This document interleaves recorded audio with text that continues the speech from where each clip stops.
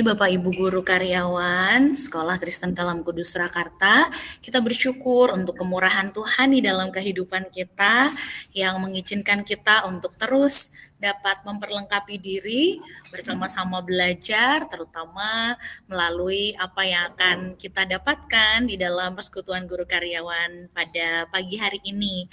Selamat datang kepada Bapak Angwi Hai yang sudah sedari kurang lebih 6:30 tadi sudah join dengan kita ya, bersyukur untuk membicara yang Tuhan juga boleh utus berada di tengah-tengah kita. Baik Bapak Ibu, mari kita memulai untuk persekutuan kita dengan sebuah pujian Yesus kekuatan. Kita percaya bahwa dalam hidup kita tidak mampu sendiri, tetapi hanya karena kekuatan dari Tuhanlah yang memampukan kita untuk terus hidup dan berjalan bersamanya. Mari kita pujikan pujian ini dengan penuh kesungguhan hati. Hanya Engkau, Juru Selamatku,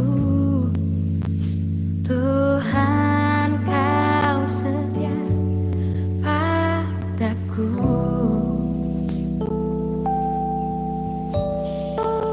Yang ku pegang hanya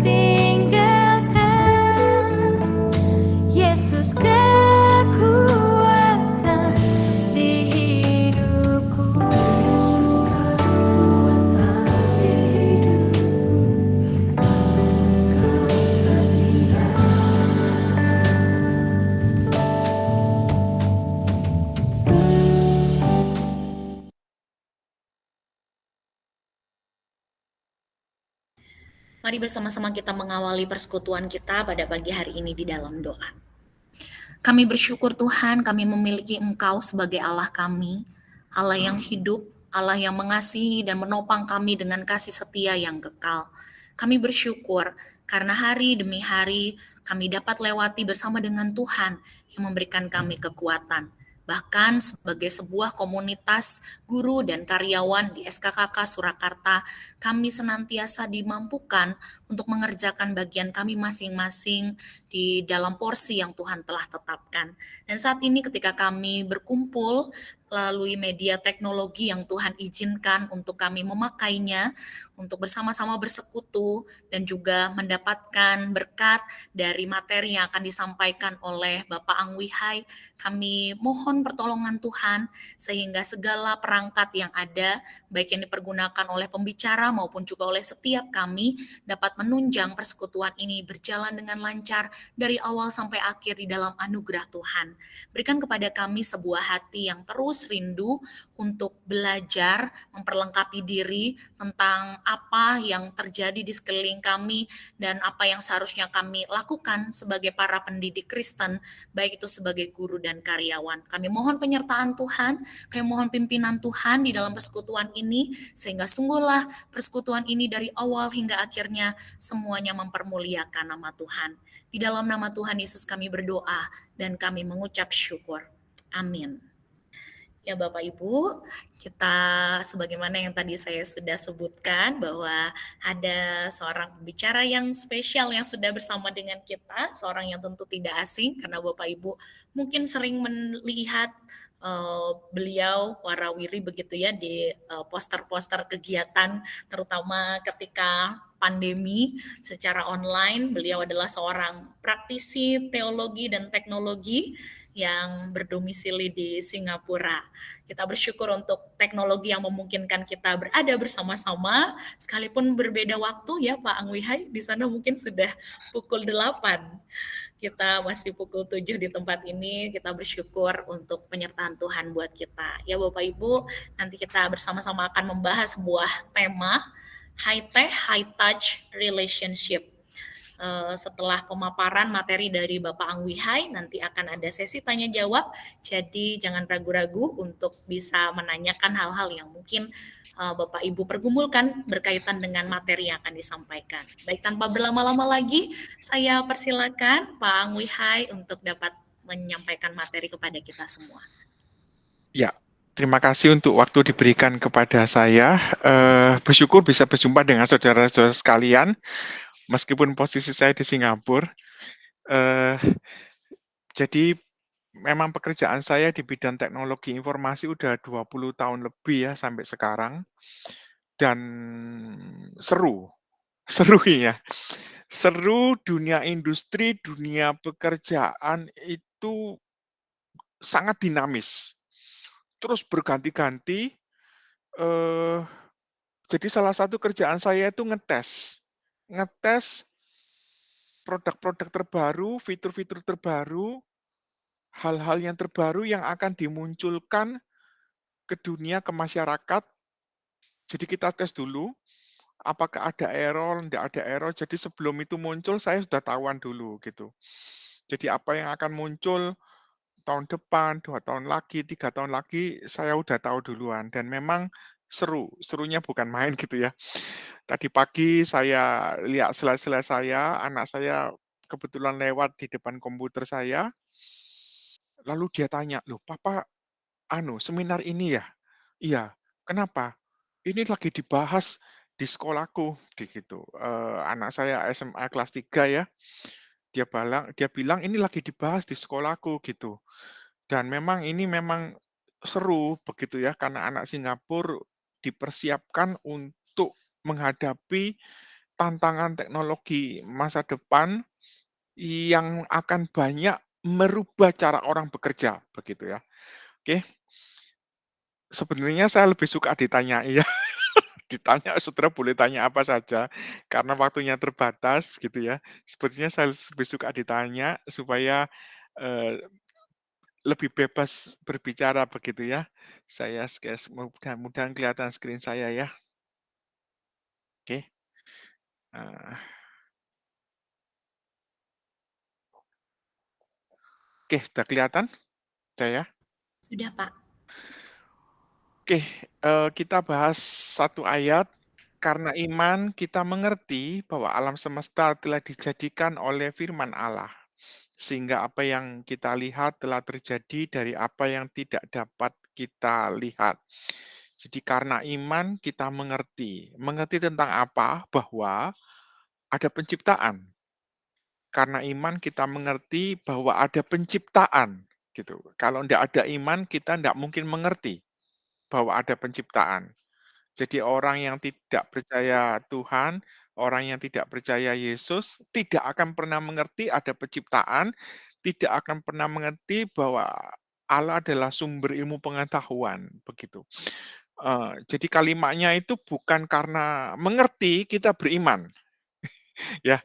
Imannya nomor satu, baru nomor duanya mengerti. Mengertinya bukan nomor satu, bukan karena kita mengerti dulu baru kita beriman, bukan. Eee, se Sehebat-hebatnya orang, saya udah dosen-dosen saya ada yang dapat Nobel ya di waktu di Jepang, dan dia luar biasa pinter gitu ya. Sehebat-hebatnya dia menemukan banyak penemuan-penemuan, tapi masalahnya dia tidak pernah mengerti bahwa Tuhan yang menciptakan itu semua. Dia cuma menemukan. Menemukan ini, menemukan itu, tapi dia tidak pernah mengerti bahwa Tuhan yang menciptakan itu semua. Mengapa tidak pernah mengerti? Karena tidak punya iman, karena tidak percaya kepada Allah, gitu. Jadi, saudara, dalam dunia pendidikan, kita meskipun memberikan banyak-banyak pelajaran ke anak-anak didik kita, kalau anak-anak didik kita, tidak tidak merasakan kehadiran Tuhan di dalam hidupnya dan tidak percaya akan Tuhan, tidak percaya pada Pencipta, dia tidak akan pernah mengerti, tidak pernah mengerti, gitu ya. Nah, eee, dunia sangat dinamis, super cepat, inovatif, kreatif, instan, progresif, superkomputer. Nah, kecerdasan buatan ini yang seru ya. Ini luar biasa kecerdasan buatan ini.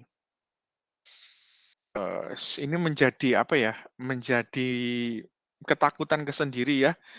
Tadi pagi waktu anak saya melihat sela-sela saya, ya dia sudah bilang, dia udah bahas ini banyak di sekolah dia, di SMA, anak saya SMA kelas 3 tahun depan akan masuk kuliah, bagaimana menentukan pekerjaan-pekerjaan masa depan, begitu ya. Bahwa banyak sekali pekerjaan-pekerjaan yang akan diambil alih oleh kecerdasan buatan, banyak sekali. Gitu ya, banyak sekali. Jadi kita harus siap-siap untuk memikirkan pekerjaan-pekerjaan yang lain di masa akan datang, ya. Jadi ada big data. Big data ini adalah kumpulan banyak sekali data-data yang akan diolah oleh kecerdasan buatan. Data itu diambil untuk untuk mengambil suatu keputusan, begitu ya. Sekarang zamannya cloud system. Jadi kalau kita bekerja itu termasuk dalam dunia pendidikan ya, kalau kita bekerja datanya tidak ada di komputer kita. Datanya itu ada di satu server, satu hard disk yang sangat besar, yang nggak tahu di mana tempatnya, dan kita bisa mengakses data kerjaan kita dari mana saja, begitu. Dan ini memang seru ya. Sekarang sistem keamanan, digital security ini juga menjadi perang tersendiri, termasuk perang Ukraina dan Rusia. Dia akan menggunakan perang digital, menghack, mencuri data, mencuri password dan macam-macam supaya bisa memenangkan peperangan. Udah zamannya virtual world, pekerjaan, dunia pendidikan, dunia belanja sudah banyak masuk ke dunia maya, begitu. Jadi merubah semua yang bisa dirubah, mengganti semua yang bisa diganti, ya. Diganti oleh mesin-mesin pintar, tuh. Nah, orang ini mulai berpikir, besok-besok mau kerja apa, termasuk anak-anak didik kita ya. Saudara, saya kalau jalan-jalan di apa, di kereta listriknya Singapura, situ banyak publikasi-publikasi. Pikirkan, pekerjaan masa depanmu, begitu ya. Udah banyak dipasang gitu ya, supaya anak-anak Singapura juga siap-siap ke depan, begitu. Dan memang, yang ke depan itu adalah yang seperti ini, ya, gitu ya. Jadi ada global brain, eee apa itu, meresap meresap pemikiran banyak orang di seluruh dunia, jadi orang-orang pinter, penemuan-penemuan yang terbaru, itu digabung-gabung jadilah satu produk teknologi yang tercanggih, begitu, gitu ya. Dan jadilah satu produk teknologi tercanggih, jadi satu robot dia bisa melakukan banyak hal.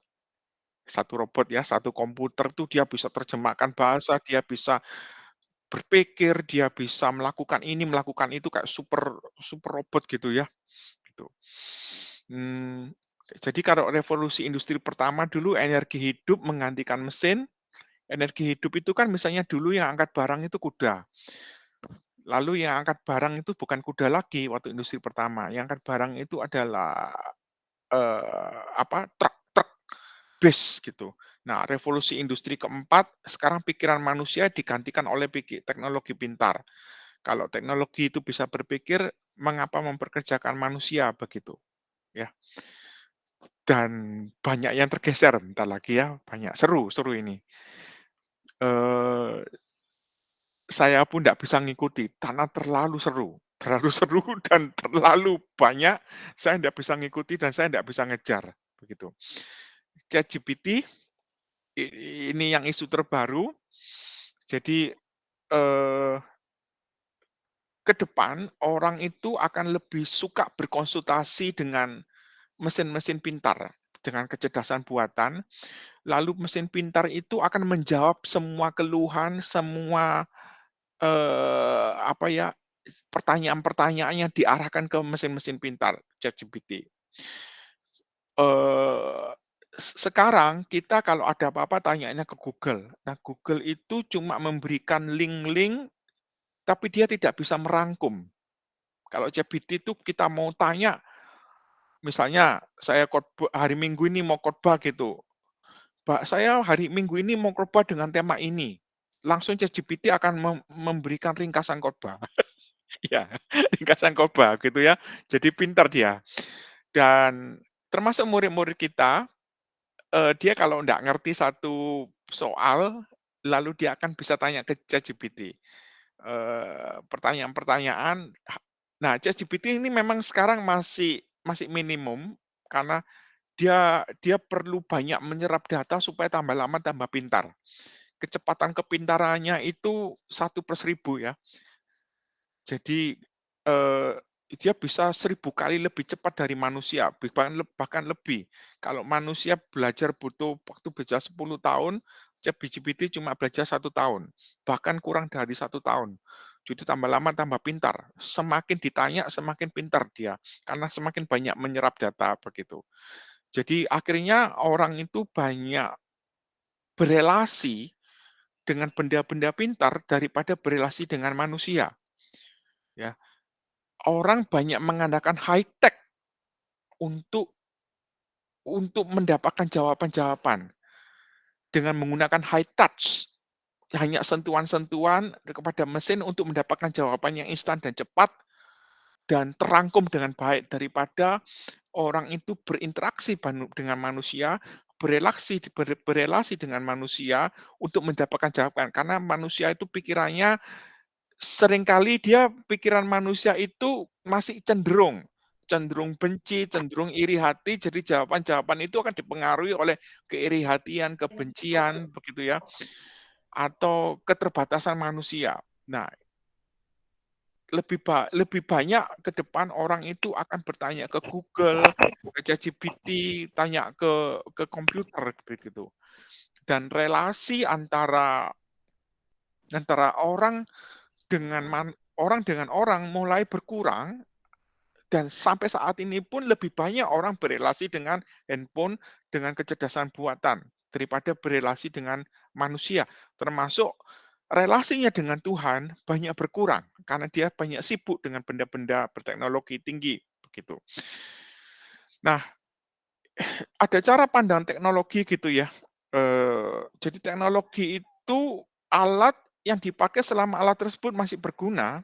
Kalau tidak berguna ya dibuang. Tidak ada inovasi ya dibuang. Jadi antara Microsoft, Apple, Google dia berlomba-lomba untuk menemukan temuan-temuan terbaru begitu. Kalau enggak dia akan usang, akan dibuang.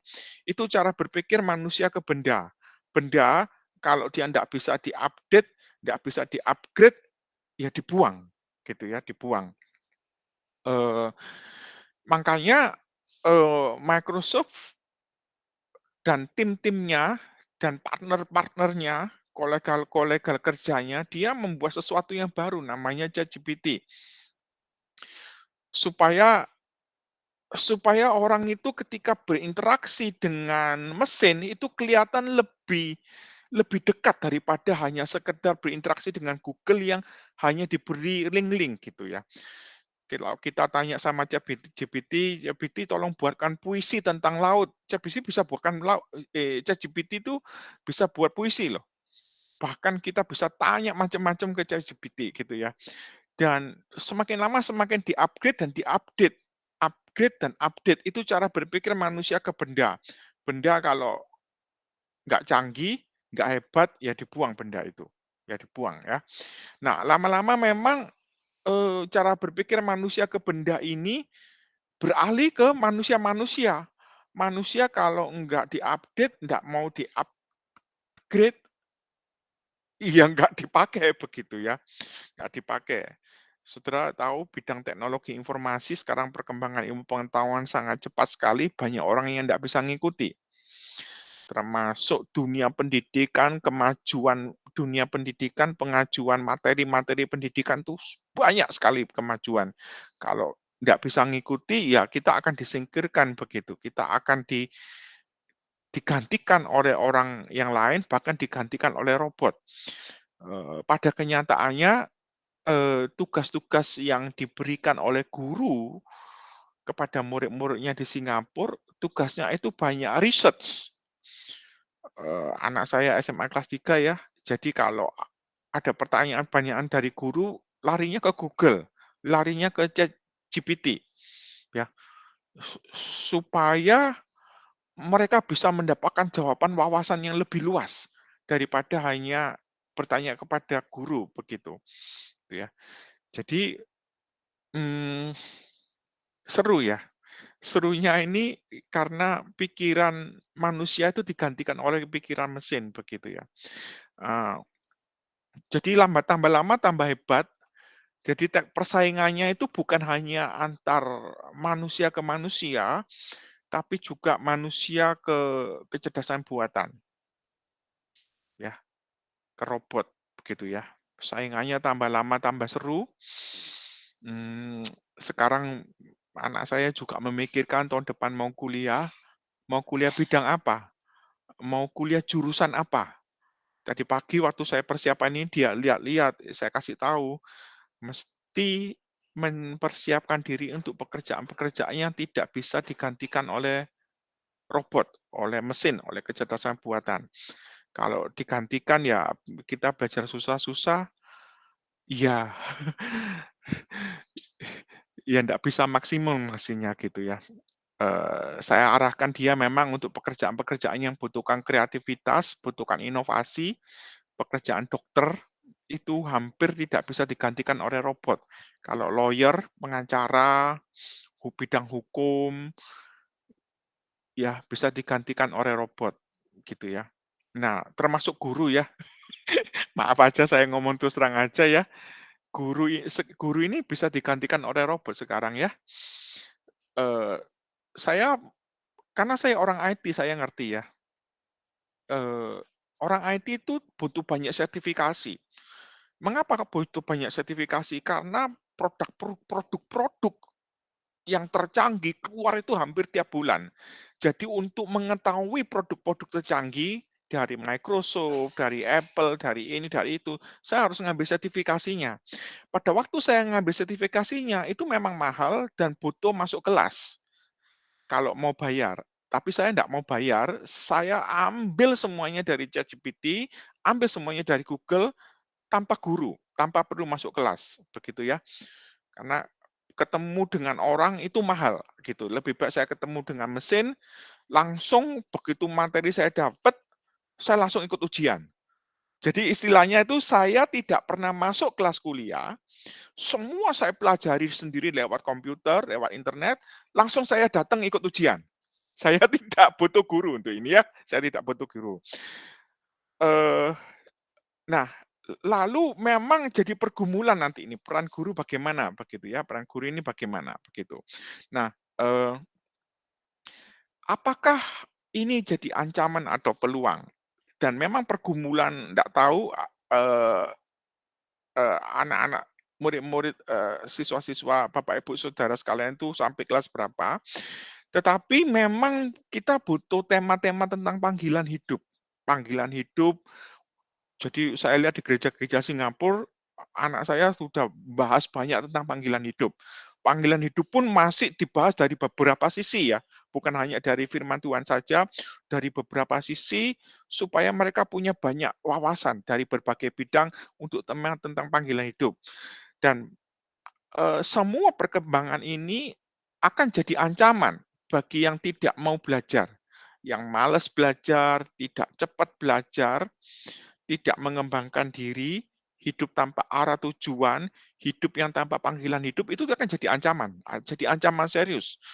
Karena kecepatan ilmu pengetahuan sangat tinggi, manusia tidak bisa ngejar, apalagi dia males belajar, belajarnya tidak cepat, dia tidak punya arah tujuan, dia tidak punya panggilan hidup, dia dia akan, bahasa Surabayanya akan lontang-lantung gitu ya. Nggak jelas tuh mau ngapain, saya nggak tahu orang Solo ngerti lontang-lantung atau enggak itu, nggak jelas begitu ya. Nah, peluang, akan jadi peluang bagi yang mempunyai kemandirian belajar seumur hidup. Jadi kita perlu mendidik anak-anak kita, siswa-siswi itu supaya dia mandiri, mandiri belajar. Termasuk anak Singapura ya, anak saya itu udah dididik dia mandiri. Kalau ada apa-apa, larinya mesti cari jawaban sendiri, carinya di mana, internet gitu ya. Dan harus semangat mengembangkan talenta, mengembangkan skill, cepat belajar, berkarakter kuat, menemukan tujuan hidup, panggilan hidup untuk kemuliaan nama Tuhan, gitu ya. Jadi kalau dia sudah punya panggilan hidup jelas, dia akan kejar ke sana. Makanya persekutuan siswa, persekutuan remaja, pemuda, itu penting. Supaya kita bukan hanya sekolah, belajar ilmu, tetapi ada firman Tuhan yang ditabur sehingga mereka mempunyai kejelasan hidup. Kalau mereka tidak punya kejelasan hidup, siswa-siswi itu akan merasa terbuang. Mengapa merasa terbuang? Karena dia begitu lulus sekolah, dia masuk ke dunia masyarakat, dia akan kebingungan. Karena perkembangan ilmu pengetahuan itu tidak semuanya dimasukkan ke dalam sekolah, gitu ya. Dan dia akan menjadi keluar sekolah dia jadi orang yang ketinggalan. Karena begitu masuk ke dunia industri, dunia masuk ilmu pengetahuan sangat cepat, gitu ya, sangat cepat, dia kaget-kaget. Karena terlalu cepat dan dia tidak bisa diupdate, tidak bisa diupgrade, dia akan merasa terbuang, merasa akan disingkirkan. Dan banyak siswa-siswi ke depan yang akan goncang kepribadiannya. Goncang, dia stres ya. Aku kok enggak bisa apa-apa begitu, enggak bisa apa-apa gitu ya. Jadi, perlu melatih siswa-siswi untuk belajar mandiri, karena kalau dia enggak belajar mandiri, enggak semua hal itu bisa diajarkan oleh guru, enggak mungkin. Karena materinya terlalu banyak dan terlalu cepat. Hal-hal yang baru itu terlalu banyak. Jadi harus dia punya kemandirian untuk belajar sendiri seumur hidup. Itu kalimat penting. Jadi meskipun lulus sekolah pun, sekolah sampai SMA, SMP, dia harus punya kemampuan mandiri, kalau enggak ya dia akan menjadi orang yang ketinggalan, begitu ya. Nah, generasi zaman dulu, cara guru ngajar kan disuapin gitu ya. Saya masih ingat tuh, bahkan waktu saya SMA itu gurunya tuh membaca, saya nyatet. Gurunya membaca sampai titik, koma, itu saya catat. Sekarang enggak, sudah. Semua bahan dikasih ke murid, lalu muridnya belajar sendiri, ketemu guru, cuman diskusi, cuman tanya jawab gitu ya, cuma apa itu aplikasi-aplikasi gitu ya. Nah, jadi zaman dulu itu cara ngajarnya dia pakai kertas, yang terbaru pakai OHP, enggak tahu saudara ngerti OHP enggak itu, proyektor OHP ya. Itu screen-nya enggak bisa dirubah-rubah, karena kertas itu enggak bisa dirubah-rubah, jadi informasi yang ada di kertas ya cuma itu-itu aja. Nah, sekarang dunia mulai berganti ke monitor, ke screen, semua banyak perubahan. Informasi bisa berubah-ubah seperti handphone yang isinya berubah-ubah, begitu ya. Dulu itu masalahnya itu beli buku mahal, how to get information, bagaimana aku mendapatkan informasi sebanyak-banyaknya, itu dulu masalah, gitu ya. Nah, sekarang kita bisa bisa dapatkan banyak hal, begitu. Nah, generasi zaman now ini melimpah informasinya, macam-macam ini informasinya, apa aja ada, macam-macam. Jadi di seminar-seminar beberapa tema yang lain saya selalu katakan, tidak ada orang bodoh zaman ini. Kalau dia bodoh, dia salah sendiri. Karena informasi semua ada.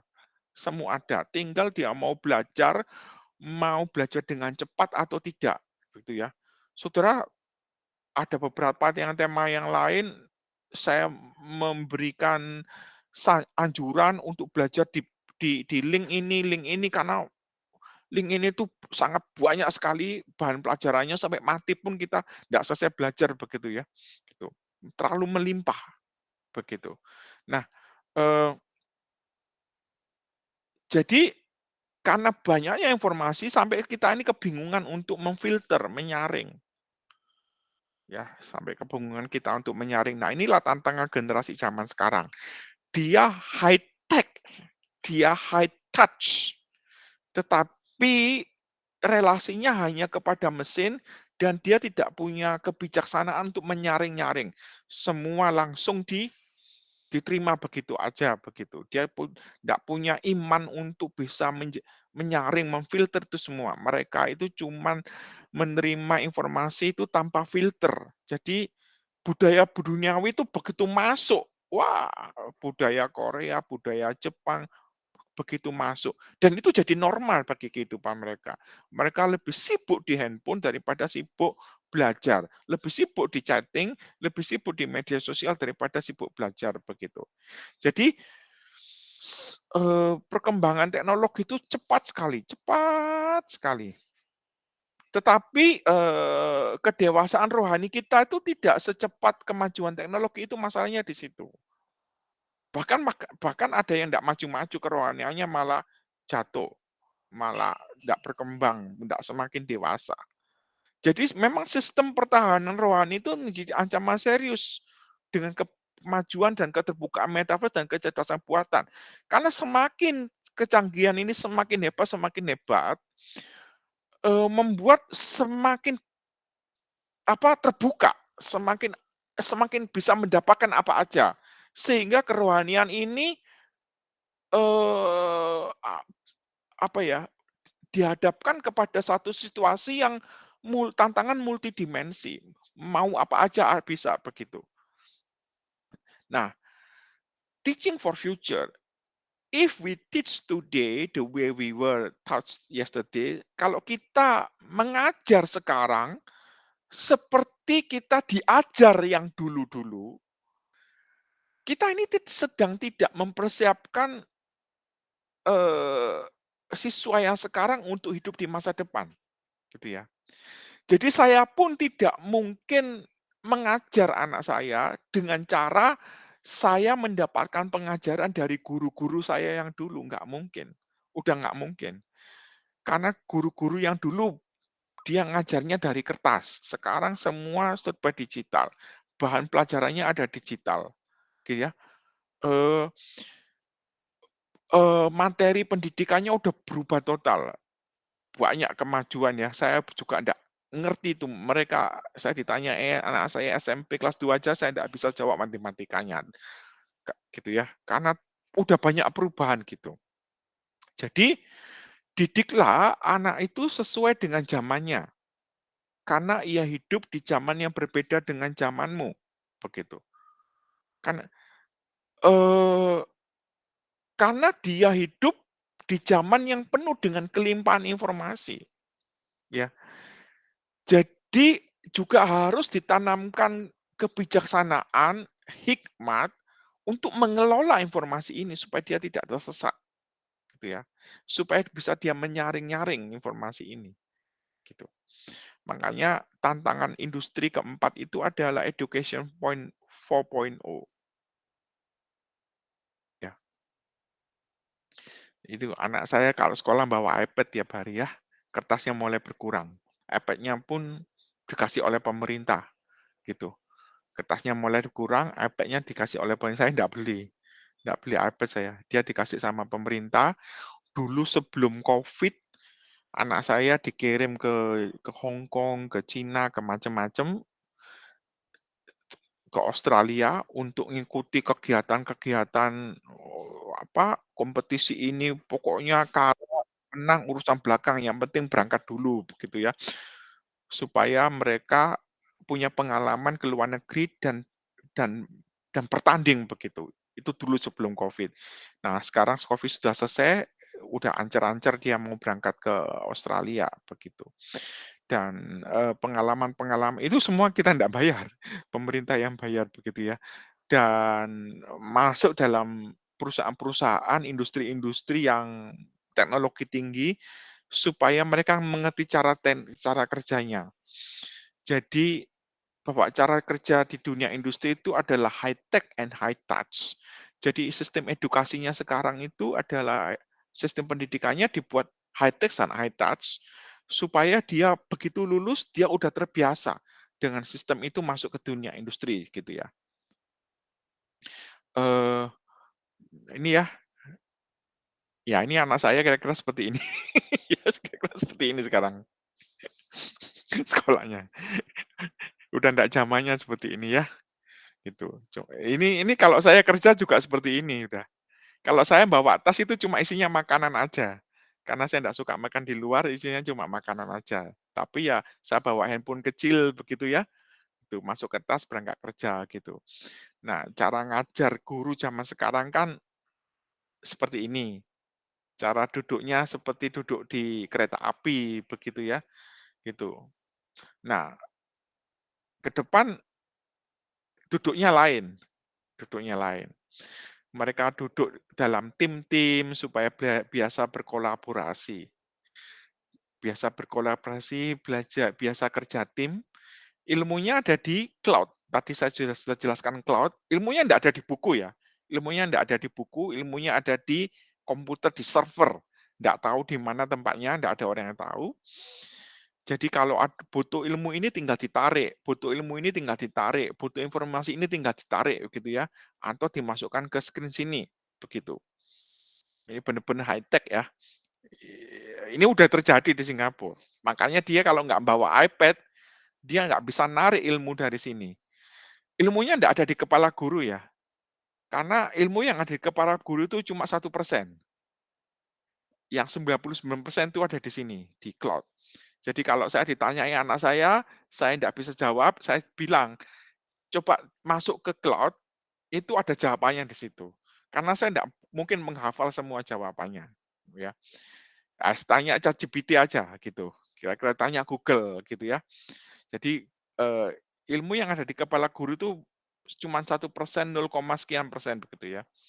Nah, ini kelas-kelas masa depan dibuat berkelompok gini ya, berbuat kelompok gitu ya. Singapura juga sudah pakai, kacamata ini untuk masuk ke metaverse gitu ya. Jadi bahan pelajaran semua ada di cloud, bahkan untuk saya ngikuti beberapa seminar tuh ternyata yang ngikut itu ribuan, seminar, ternyata di seminar itu enggak ada pembicaranya, yang jadi pembicara cuma robot. Cuma robot, saya pikir, ngapain nih orang-orang kayak saya ini berhadapan dengan robot, enggak ada gurunya gitu ya, ya robot gitu. Jadi gimana ini peran guru ini ke depan, ya. Masa saya ngomong sama anak saya, "Jangan cita-cita jadi guru lah ya," nggak mungkin kan gitu, gitu. Nah, gini saudara, banyak pembelajaran atau kuliah online itu menimbulkan pertanyaan kritis, masih relevankah peran pendidik, peran guru, peran dosen ke depan? Ya, Google Google itu banyak ngasih kursus, tapi nggak ada gurunya. Nggak ada ruang kelasnya, semuanya di Google Meet gitu ya, semuanya di website gitu. Jadi guru itu memang dia tidak mampu bersaing dengan mesin dalam pekerjaan hafalan, hitungan, pencarian sumber informasi. Mesin itu jauh lebih cerdas, lebih berpengetahuan, lebih efektif daripada guru. Jadi kita mesti mengerti bahwa peran guru itu bergeser lebih mengajarkan nilai-nilai etika, budaya, kebijaksanaan, keimanan, keteladanan, pengalaman hingga empati sosial, karena nilai-nilai itu yang tidak bisa diajarkan oleh mesin. Ada revolusi penting peran guru dari sekedar memberi pengetahuan, itu dia menjadi fasilitator, menjadi motivator, bahkan inspirator, mengembangkan imajinasi siswa, kreativitas siswa, mengembangkan karakter siswa, mengembangkan kepemimpinan siswa. Ini yang tidak bisa dikerjakan oleh robot. Gitu. Wah, ini butuh interaksi tingkat tinggi. Nggak mungkin ini semua lewat Google Meet ya. Kalau nggak face to face, nggak mungkin ini. Ya, nggak mungkin. Jadi memang harus benar-benar high touch ini ya. Jadi peran guru itu fasilitator, dia mentor, dia inovator, motivator, inspirator, jadi teladan, memonitor, memberikan support, memberikan empati, mendengarkan, memberikan nasihat, gitu ya. Dengan tema-tema yang sangat interaktif, holistik, integratif, saintifik, kontekstual, tematik, efektif, dia fokus pada siswa dan berpusat pada Tuhan. Jadi guru itu bukan hanya sekedar transfer ilmu ke depan. Kalau hanya transfer ilmu, Mmm, sekarang udah banyak videonya, sudah banyak video ilmu pengetahuan dan macam-macam, nggak perlu guru lagi kalau hanya sekedar transfer ilmu. Tetapi peran guru itu lebih banyak itu kepada high touch, ya, kepada high touch. Kalau hanya high tech high tech itu antara antara tujuannya itu adalah supaya murid itu mengerti, mengingat. Hal-hal yang untuk bisa mengerti, mengingat, itu bisa dicari di high-tech, di website, di video, di YouTube, di link-link yang banyak sekali, ada yang bayar, ada yang tidak bayar. Kalau yang bayar tuh saudara mau belajar sampai saudara meninggal itu pelajarannya belum selesai. Karena terlalu banyak. Makanya saya tadi katakan tidak ada orang bodoh, yang ada itu orang tidak mau belajar. Tidak ada siswa bodoh, yang ada siswa tidak mau belajar karena pelajarannya terlalu banyak. Begitu, gitu ya. Jadi peran guru itu lebih banyak di daerah ini daerah yang paling luas dan itu butuh relasi yang sangat dalam. Karena kalau di area ini itu cuma relasi manusia siswa dengan mesin itu udah cukup gitu. Udah cukup, relasi manusia dengan mesin udah sangat cukup. Tetapi guru itu mengajak untuk menganalisa bersama-sama apa yang dia pelajari di sini.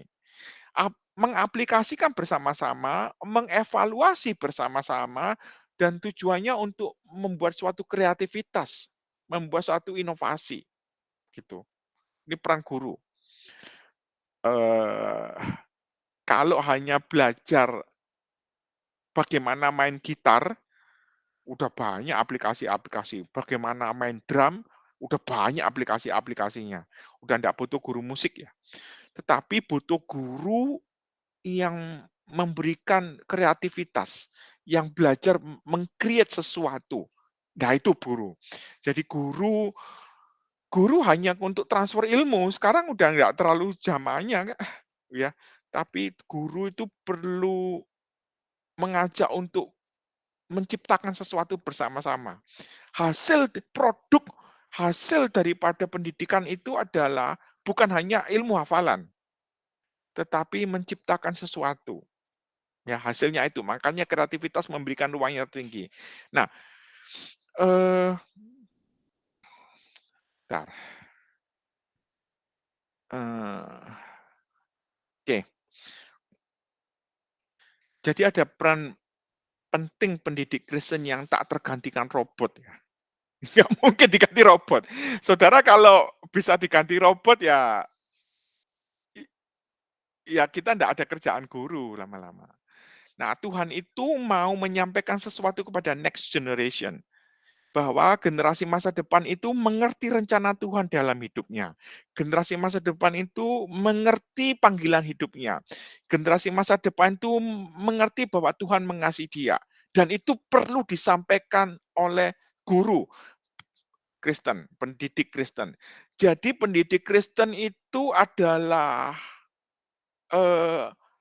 punya peran penting dia, yaitu menyampaikan isi hati Tuhan. Yang tidak mungkin disampaikan oleh robot, karena robot tidak bisa berinteraksi dengan Tuhan. Ya, jadi dari dulu kebanyakan Tuhan itu memakai nabi-nabi, memakai rasul, ya, memakai zaman sekarang dia pakai pendeta, pakai penginjil, pakai orang tua, pakai pendidik untuk menyampaikan isi hatinya. Jadi ada peran guru penting di sini, bahwa saudara itu menyampaikan isi hati Tuhan kepada generasi masa depan. Itu peran penting, bukan hanya menyampaikan ilmu pengetahuan. Oleh sebab itu kalau butuh relasi yang sangat dekat kepada siswa supaya saudara bisa menyampaikan isi hati Tuhan. Gitu. Kalau hanya menyampaikan ilmu, murid-murid bisa cari di Google semua begitu ya, gitu. Dan disinilah kita ngerti bukan hanya sekedar transfer knowledge loh, penting. Tapi kita perlu mentransformasi hidup. Ya, bukan hanya transfer knowledge, tapi ini tujuan pendidikan Kristen. Kalau tidak ada perubahan hidup, tidak ada transformasi hidup, saya anggap ya sekolah lain kalau hanya transfer knowledge, sekolah lain sudah banyak gitu ya. Kalau hanya dapatkan ilmu pengetahuan, sekarang tidak perlu sekolah ke luar negeri.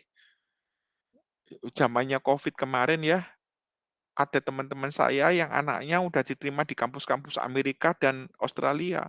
Karena COVID, tidak bisa berangkat, kuliahnya online. Kuliahnya online, tidak jadi ke Australia, tapi kuliahnya online. Mengapa bisa begitu? Karena hanya transfer ilmu pengetahuan. Nah, pendidikan Kristen, termasuk sekolah teologi, itu tidak bisa. Sekolah teologi itu perlu mahasiswanya suruh nginep di sekolah teologi, karena tidak mungkin online. Sekolah teologi kok online. Gitu ya. Dia harus nginep di sekolah teologi, ditransformasi hidupnya itu. Karakternya dibentuk di sekolah teologi. Makanya pendidikan di Singapura, meskipun 2 tahun kena COVID Singapura, tetapi hanya 2 bulan yang online. Luar biasa ya, 1 bulan rasanya. 1 bulan online loh. 1 bulan online, sisanya harus onsite. Karena Singapura tidak percaya pendidikan online. Kalau pendidikan online udah enggak perlu guru, udah lihat YouTube aja beres sudah, begitu ya. Jadi pada awalnya belajar adalah berubah dari yang tidak tahu menjadi tahu. Ya, dari yang tidak bisa menjadi bisa. Dari yang tidak mengerti dan menjadi mengerti. Pada saatnya nanti, belajar adalah berubah dari apa yang kita tahu, apa yang kita alami dalam dunia pendidikan itu menjadi wisdom, menjadi love. Supaya pengetahuan yang kita kedapatkan ini menjadi kebijaksanaan, menjadi wisdom, untuk kita masuk ke dalam dunia industri, dalam dunia masyarakat dengan membawa kasih kita kepada sesama. Jadi bukan hanya sekedar transfer ilmu ya, keteladanan guru penting, mentransfer keteladanan gitu. Tuh. Oke, sekian dulu, udah 45 menit ya. Saya Iya. Baik, terima kasih Pak Angwihai untuk pemaparan yang begitu bernas bagi kita mengenai tema yang begitu update juga, baik untuk kita sebagai para pendidik Kristen maupun juga di dalam peran sebagai orang tua ya, betul ya Pak Angwihai? Karena di rumah pun ketika Bapak Ibu memiliki anak tentu juga sebenarnya menghadapi challenge atau tantangan yang sama. Baik dari apa yang tadi sudah dipaparkan, Bapak Ibu apakah ada yang mau bertanya mengenai hal ini? Dipersilakan. Mumpung pembicaranya available untuk kita. Baik, ini dari Kepala Sekolah Jenjang SD, Bapak Alex Kismanto. Monggo Pak. Terima kasih, selamat pagi Pak Eng Wihai. Ya, yang saya tanyakan adalah bahwa memang sumber pengetahuan kita itu sudah di-cloud tadi ya, otomatis memang dibutuhkan karena banyak terjadi kalau teman-teman guru ataupun siswa itu ketika coba akses ke internet tadi ya, ternyata kedapatan infonya tidak valid. Jadi yang saya tanyakan adalah untuk mendapatkan link-link yang valid ini di mana gitu loh. Ini yang sering terjadi. Itu kendala kami sih. Jadi akhirnya nyari lagi begitu. Itu saja Pak Anggi. Terima kasih. Wah, ini butuh seminar sendiri ya. Ya, saya pernah nyampaikan seminar ini. Memang waktu itu judulnya peran media sosial, peran internet dalam dunia pendidikan gitu ya. Jadi ada yang bayar, Pak. Ada yang bayar, ada yang gratisan, begitu ya. Kalau yang bayar itu saya setiap bulan kalau saya mau bayar itu saya bayar berapa ya? Sekitar 300.000 setiap bulan. Tetapi saya banyak menggunakan link-link perusahaan, gitu ya. Jadi perusahaan yang bayar, saya tinggal akses macam-macam. Itu ilmunya itu jutaan, Pak, macam-macam dari beginner, dari yang ilmu dasar sampai ilmu yang paling dalam, ada semua, lengkap itu ya, lengkap. Mau ilmu apa aja ada. Saya bisa buka enggak ya? Ntar ya, tak coba ya. Seperti ini saya enggak pakai komputer kantor, jadi saya bisa buka enggak, rasanya enggak bisa ini. Gitu. Ada Pak, aduh, lupa saya alamannya, ntar ya, gimana, enggak bisa buka. Nanti coba saya kasih ke moderator ya, link-linknya gitu. Jadi ketika saya masuk situ, di situ banyak pelajaran, ada yang 2 jam, ada 2 jam sampai berseri, sampai 1 bulan. Kalau lulus dari situ ya ya ya lumayan gitu ya. Bahkan kita bisa ngambil sertifikasi ya, sertifikasi gratis.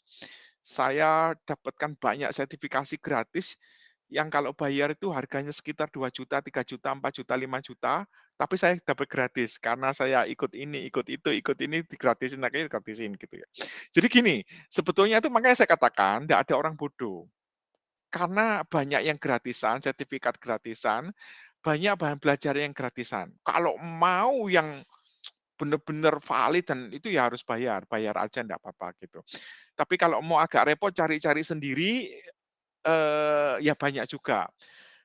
Supaya kita tidak tersesat, kita harus banyak konsultasi ya. Kita harus punya tim-tim, gimana kalau jadi kita harus saling banyak banyak diskusi sama rekan-rekan kita, supaya kita tidak tersesat gitu. Karena banyak hoax dan macam-macam begitu ya, gitu. Kalau mau pasti tidak tersesat ya lebih baik bayar. Yang bahasa Indonesia, ada yang bayar kalau tidak salah 300.000 juga, semakin banyak kalau perusahaan yang bayar itu lebih murah dan bisa diakses semua guru begitu, termasuk di kantor saya. Semua karyawan bisa akses. Linknya saya enggak punya di sini, nanti saya kasih ya, gitu.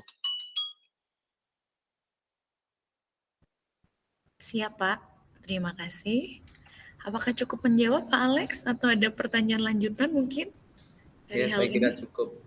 Nanti tak Cukup. kasih satu link aja nanti sampai meninggal Oke. enggak selesai Pak belajarnya. Terima kasih. Saya punya banyak link dan saya karena terlalu banyak saya enggak bisa baca semua kan terlalu banyak. Tak kasih satu link aja nanti Ya, udah bisa banyak belajar gitu ya.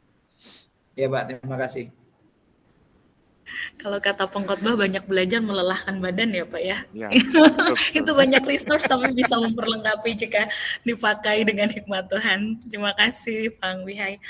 Baik, mungkin ada dari rekan-rekan yang lain untuk pertanyaan kepada pembicara kita. Baik, ini juga dari SD. Wah, kayaknya janjian ya. Silakan Mr. Adit.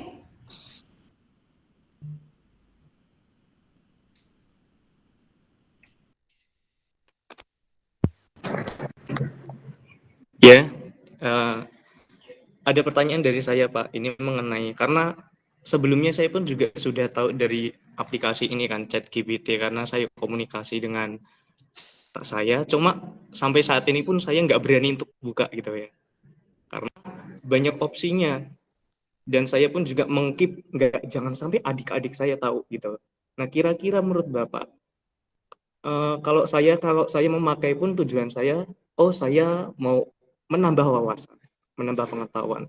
Tapi kalau semisalkan ini anak-anak yang masih sekolah yang membuka, karena jujur Pak, saya zamannya dulu skripsi pun teman-teman juga kadang copy paste-nya nggak kira-kira, caps lock-nya yang ada garis bawahnya ikut semua kayak gitu. Nah, kalau aplikasi ini digunakan, kira-kira anjurannya atau himbauan kepada anak-anak seperti apa? Kalau anak yang bisa belajarnya dengan baik, anak akan semakin pintar. Tapi kalau anak yang hobinya copy paste, nah itu yang saya takutkan. Terima kasih Pak. Ya, generasi instan ini susah ya. Karena namanya instan ya, maunya berdoa langsung dijawab. Kalau mau berdoa langsung jawab, dia enggak mau doa ke Tuhan dia. Doanya ke Google. Google mau cari pacar, langsung dia dapat mau cari pacar dari negara mana, dia langsung tahu jawabannya gitu ya. Gitu. Termasuk ChatGPT. Dia berdoanya ke ChatGPT langsung dapat jawaban begitu ya. Nah, lama-lama memang mereka enggak terlalu suka berdoa ke Tuhan, enggak terlalu suka ngobrol dengan Pak Pendeta, bahkan jarang ngobrol dengan guru. Langsung ada pertanyaan ke Google. Saya pun kadang-kadang kepancing gitu ya. Kamu kalau nggak ngerti, tanya ke Google. Papa juga nggak bisa jawab. Saya bilang gitu. Tapi oke, karena ini yang bertanya guru SD, saya jawaban saya itu adalah guru SD saya. Guru SD saya sudah banyak meninggal. Saya dulu SD udah berapa tahun yang lalu ya, udah zamannya ndak ada komputer. Saya waktu sekolah SD itu ndak ada komputer, ndak ada kecerdasan buatan, ndak ada internet. Komputer aja SD ndak ada, cuma ada kertas. Jadi waktu SD saya cuma diajarin 1+1 sama dengan 2. Sekarang anak SD saya itu ndak diajari 1+1 sama dengan 2. Udah bisa sendiri, dianggap bisa sendiri gitu ya. Gitu. Jadi guru SD saya bagusnya gini. Dia ndak ngerti kecerdasan buatan, dia nggak ngerti internet, dia tidak ngerti komputer, karena nggak ada itu. Apa yang dilakukan guru SD saya? Dia menanamkan firman Tuhan di dalam hidup saya. Guru saya sekolah Kristen di SD di Surabaya ya. Sebelum pelajaran, doa pagi, baca firman Tuhan. Selesai pelajaran, sebelum pulang sekolah, doa pagi, baca firman Tuhan. Cuman itu aja. Bahkan mata pelajaran yang diajarkan oleh guru SD saya, jujur aja, saya nggak ingat. Nggak ingat sampai sekarang. Apa yang diajarkan saya nggak ingat. Ya, termasuk materi-materi pelajaran SMA, SMP, kebanyakan saya lupa. Sejarah, biologi, lupa semua udah. Tetapi yang saya ingat itu adalah firman Tuhan yang diajarkan guru SD saya. Dan itu ditanam sampai sekarang. Jadi firman Tuhan itu masuk ke dalam hidup saya untuk menjadi bekal saya hidup sampai sekarang. Ketika informasi dunia pengetahuan itu berubah-ubah, sistem informasi berubah-ubah, iman itu yang memampukan saya untuk menyaring-nyaring. Dunia boleh berganti-ganti, ada metaverse, ada ChatGPT, ada lagi tambah canggih, tambah hebat, tetapi iman itu yang mengarahkan hidup saya. Ya, hati-hati ada ini, ada ini, ada ini. Jadi memang apakah kita bisa menghindarkan siswa kita dari YouTube, dari Facebook, Instagram, dari ChatGPT? Nggak mungkin menghindarkan. Tetapi yang mungkin itu adalah kita membangun kedewasaan iman. Jadi guru saya yang dulu tidak pernah tahu komputer, tetapi sudah mentransformasi hidup saya. Meskipun zamannya berubah-ubah, saya masih bisa hidup dengan tenang bersama Tuhan. Dari penaburan iman melalui guru-guru SD saya itu, luar biasa. Saudara, nanti murid-murid saudara lulus, ke depan ada apa kita tidak tahu, tapi firman Tuhan itu jadi pelita dalam hidup mereka. Gitu ya. Tidak usah khawatir, taburlah firman supaya dia punya pegangan hidup. Gitu. Baik, terima kasih. Yang peran guru penting ya. Peran guru penting. Kalau saudara tidak menabur firman ya menurut saya tidak maksimal peran saudara jadi pendidik Kristen gitu ya. Oke. Ya, terima kasih Pak Wihai untuk jawaban yang buat saya indah karena bukan hanya merefleksikan apa yang beliau ketahui, tetapi juga keteladanan hidup yang juga beliau sudah tunjukkan. Beliau tentu banyak pengalaman di bidang IT, tapi di tengah-tengah segala kemajuan teknologi tetap berpegang pada firman Tuhan yang menjadi pelita dalam hidupnya. Dan itulah yang juga menjadi bekal buat kita Bapak Ibu merangkum apa yang sudah kita dapatkan pada pagi hari ini, bahwa di tengah-tengah segala kemajuan teknologi tetap peran pendidik Kristen itu dibutuhkan untuk mentransformasi kehidupan siswa. Bukan hanya mereka penuh secara pengetahuan, tetapi bagaimana di dalam kehidupannya memiliki dasar yang teguh, yang tidak akan pernah berubah bahkan sampai selamanya, yaitu firman Tuhan. Kiranya Tuhan yang menolong kita. Terima kasih banyak Pak Angwihai untuk pembekalan yang sudah diberikan kepada kita. Dari tempat masing-masing boleh kita beri aplaus ya Bapak Ibu ya, untuk pelayanan dari Bapak Angwihai. Ya, kita doakan, kita berharap juga mungkin suatu hari bisa bertemu secara onsite dengan Pak Angwihai, karena beliau bilang kulinernya Solo itu enak-enak. Dulu memang beberapa tahun lalu pernah ke Solo ya Pak ya, menjadi pembicara juga di SKKK Surakarta. Baik Bapak Ibu, dengan keterbatasan waktu yang ada, kita bersama akan mengakhiri persekutuan kita. Saya boleh minta dengan hormat Pak Angwihai untuk bisa mendoakan kami dan menutup persekutuan ini. Oke, mari kita berdoa.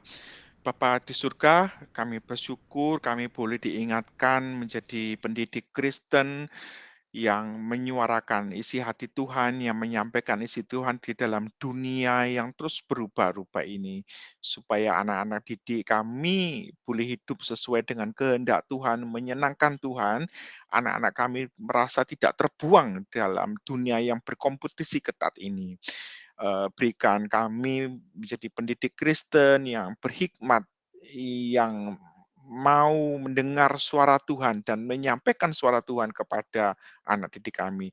Kau berkati SKKK Solo, Surakarta, biarlah muncul generasi-generasi yang cinta Tuhan, yang berhikmat, berpengetahuan, dan berkarya, dan beriman, yang memberikan dampak bukan hanya kepada Surakarta, tapi juga Indonesia dan mancanegara. Terima kasih Tuhan, di dalam nama Yesus berdoa dan mengucap syukur. Amin. Amin, terima kasih Pak Angwihai. Bapak Ibu, kita berfoto dulu sebentar ya sebelum kita mengakhiri persekutuan kita. Mari silakan boleh membuka kameranya dan kita mendokumentasikan pertemuan kita hari ini. Baik, 1, 2, 3. Ya, terima kasih Bapak Ibu untuk kebersamaannya. Terima kasih Pak Angwihai. Tuhan Yesus memberkati kita sekalian. Terima kasih Pak. Terima kasih Pak Angwihai. Terima kasih Pak. Terima kasih Pak. Terima kasih Pak. Terima kasih Pak. Dan berkendai. God bless you all. Izin live.